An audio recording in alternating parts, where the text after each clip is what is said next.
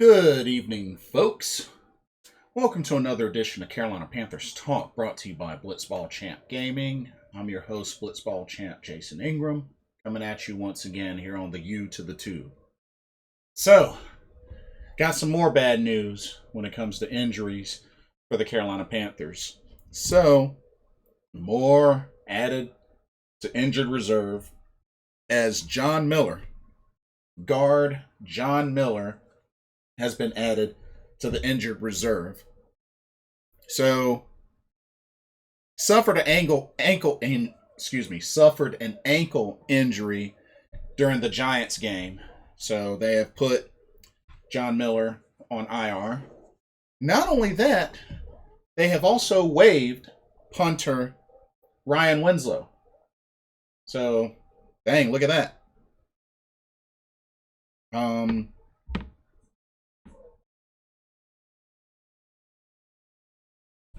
I feel like that was coming after the Giants game. I feel like as badly as we've struggled with kicker, we've kind of lately struggled with punter. Because, Joseph Charlton, he had an okay rookie year, but then this year has just been bad. Just been bad. You know what I mean? So, another one bites the dust. Now, it sounds like they are planning to look at a couple of different options of who's going to start in place of him.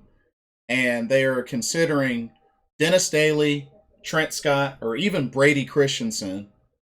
And supposedly the return of Pat Elflein is coming soon. I don't know how soon, but he's been designated to return from IR. So just don't know when that move's going to be made.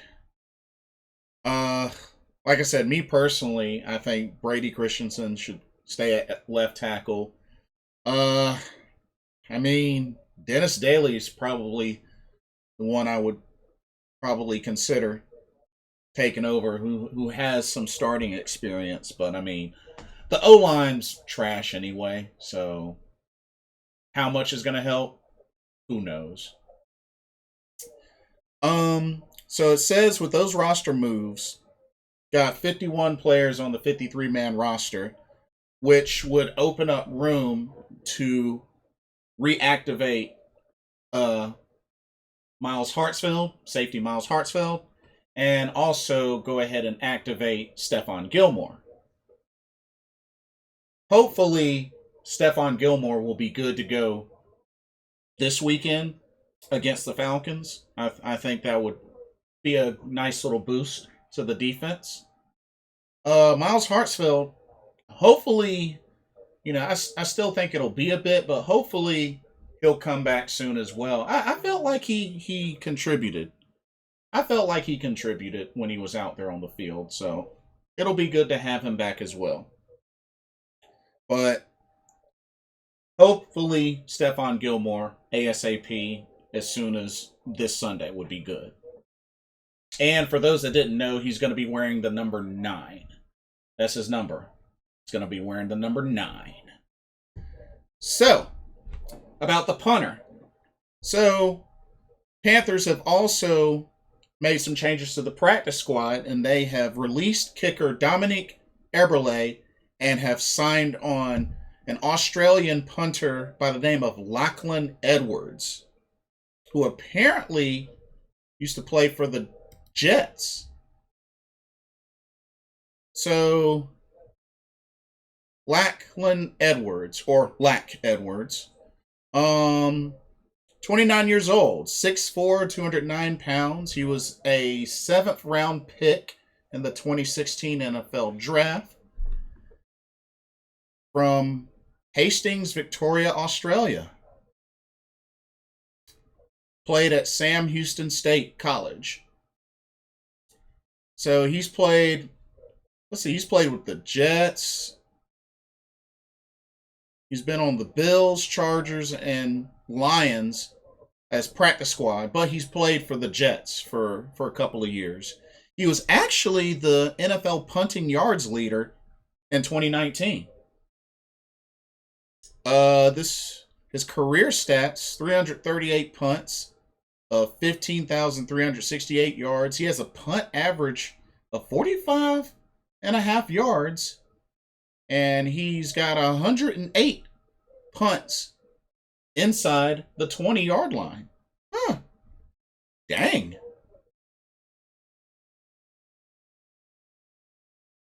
Definitely sounds like a better punter than Joseph Charlton, that's for sure. I mean, shoot. I mean, I don't don't get me wrong, this is just a punter position. I mean, I don't want to go too crazy over the punter position, but it sounds like he's definitely a better punter than Joseph Charlton. If I'm reading that correctly.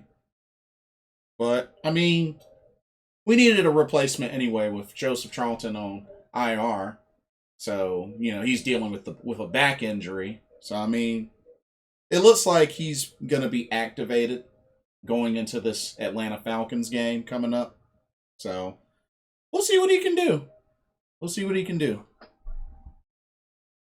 But I'm sure he's gonna get his shot and hopefully provide better results.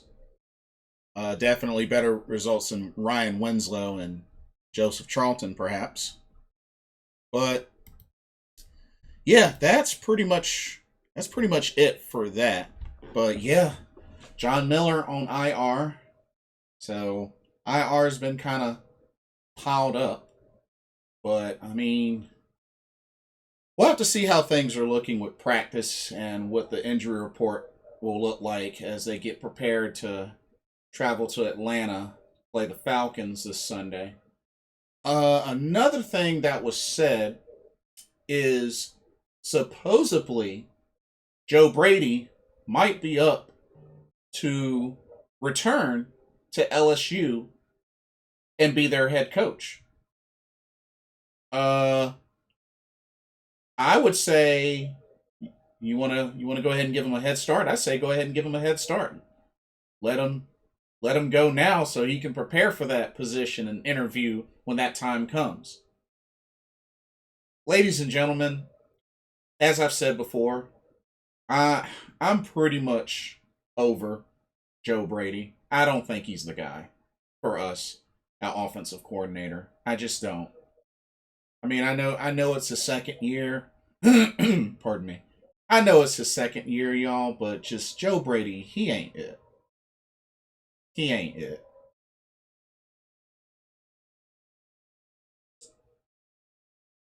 You know, we I understand that, after the 1 year we let go of Teddy Bridgewater, looks like that probably will happen with Sam Darnold.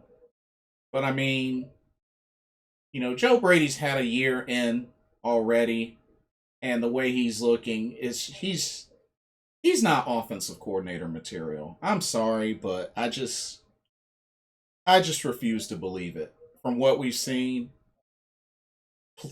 especially especially considering the hype that he got, coming out of college, transitioning to offensive coordinator, he hadn't been living up to it.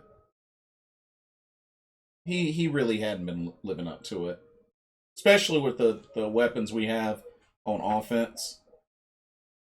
Just hasn't been creative enough. So, you ask me, I say the sooner the better. But I just don't think Joe Brady's it, y'all. I don't think he's it as an offensive coordinator. As a head coach, I mean, I don't know if I want him as my head coach, but as offensive coordinator, I can't see it, y'all. I can't see it.